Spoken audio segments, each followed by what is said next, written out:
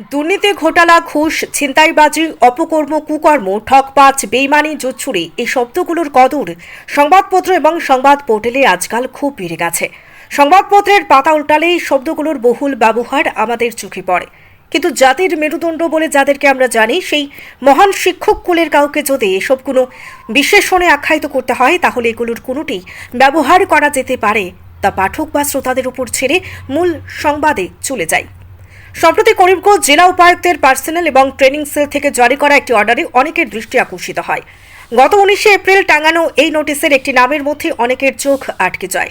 তনুজ কুমার ধর নামের এই মহানুভব করোনাকাল থেকে শিলচরের একটি প্রথম সারির দৈনিক পত্রিকার সাংবাদিক হিসেবে কাজ করছেন।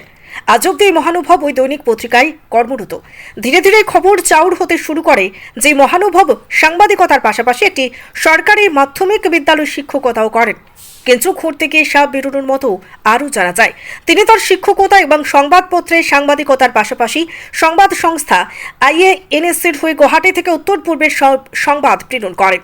অন্তত ওনার লিঙ্কডইন প্রোফাইল থেকে তথ্য পাওয়া যায়। একজন লোক একাধারে করিমগঞ্জ জেলার প্রত্যন্ত গ্রাম ঘোগড়াকোনা পাবলিক হাই স্কুলে শিক্ষকতা করে। 80 কিলোমিটার দূরে শিলচর শহরের একটি দৈনিক পত্রিকায় কাজ করে।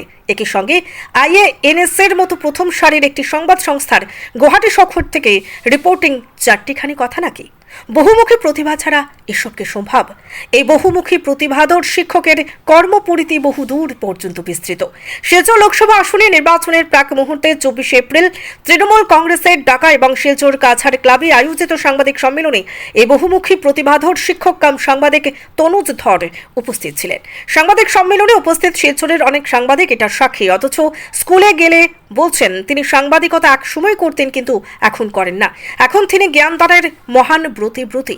আবার শিলচরের সাংবাদিক মহলে যখন শিক্ষকতা করেন কিনা জিজ্ঞেস করা হয়, তখন তিনি বলেন সেই কোন সালে 2010 সালে একবার কিছুদিনের জন্য শিক্ষকতা করেছিলেন, তারপর তিনি তা ছেড়ে দেন। যাকে যা দিয়ে বোঝানো যায় আর কি। খবর নিয়ে যা জানা গেল সেটা বেশ লোমহর্ষক। 2010 সাল থেকে, অর্থাৎ গত 14 বছর থেকে এই তনুজ ধর নামের করিমগঞ্জ শহরের বাসিন্দা নাকি মহাকাশ বিজ্ঞান নিয়ে আসাম বিশ্ববিদ্যালয় থেকে মাস্টার্স করেছেন। এরপর নাকি তিনি একই বিশ্ববিদ্যালয় থেকে PhD থিসিস জমা করেছেন। কতটুকু সত্য সেটা উনিই জানেন, কারণ চাকুরিতে কোনো ব্যক্তি PhD করতে গেলে সরকারি নিয়ম অনুযায়ী ন্যূনতম 6 মাসের ছুটি নেওয়া ছাড়া NOC নেওয়া বাধ্যতামূলক, যদিও তিনি সরকারি নিয়মের ধার ধারেন না। দীর্ঘদিন থেকে শিলচর শহরে বসবাস করে শিলচরের একটি দৈনিক পত্রিকার ডেস্কের দায়িত্ব পালন করে যাচ্ছেন। খোলাখুলি বিভিন্ন সাংবাদিক সম্মেলনে অংশ নিচ্ছেন।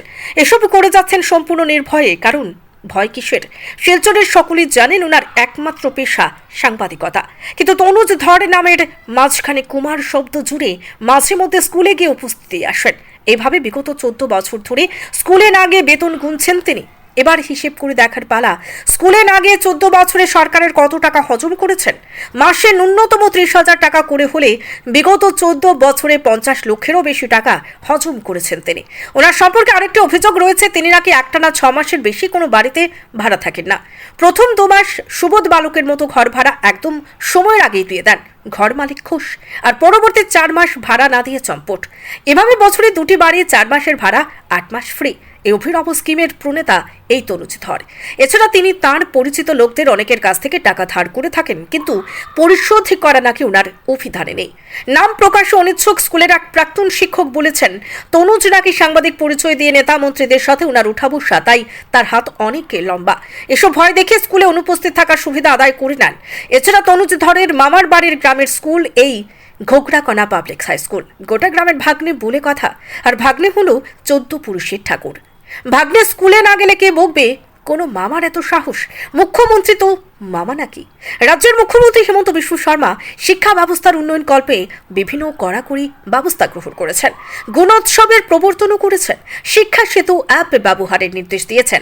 শিক্ষা সেতু অ্যাপের মাধ্যমে শিক্ষকদের উপস্থিতি বাধ্যতামূলক, এবং এই অ্যাপের মাধ্যমে স্কুল ক্যাম্পাসে না ঢুকলে উপস্থিতি দেওয়া সম্ভব নয়।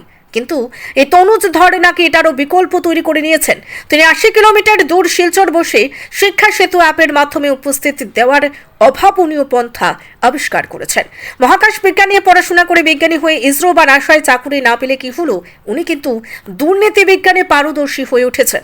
এখানে শেষ নয়, এই কুমারবিহীন সাংবাদিক তনুজ ধরের নিজের সংবাদ আরও বিস্তৃত।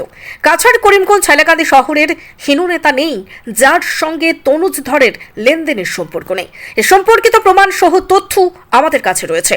স্কুলে বছরের পর বছর অনুপস্থিত থেকে বেতন, শিলচরের দৈনিক পত্রিকার বেতন, সংবাদ সংস্থার বেতন, নেতা মন্ত্রীদের কাছ থেকে নেওয়া বিপুল পরিমাণ অর্থ অবিবাহিত তনুজ ধর কোথায় ব্যয় করেন, কেন তার এত টাকার প্রয়োজন, এই প্রশ্ন এখন আপনাদের মাথায় ঘুরপাক খাচ্ছে তো? সেটা সম্পূর্ণ আরেক কাহিনী, সম্পূর্ণ আরেক জগতের কাহিনী। সেই কাহিনীর পর্দাও ধীরে ধীরে ফাঁস হবে।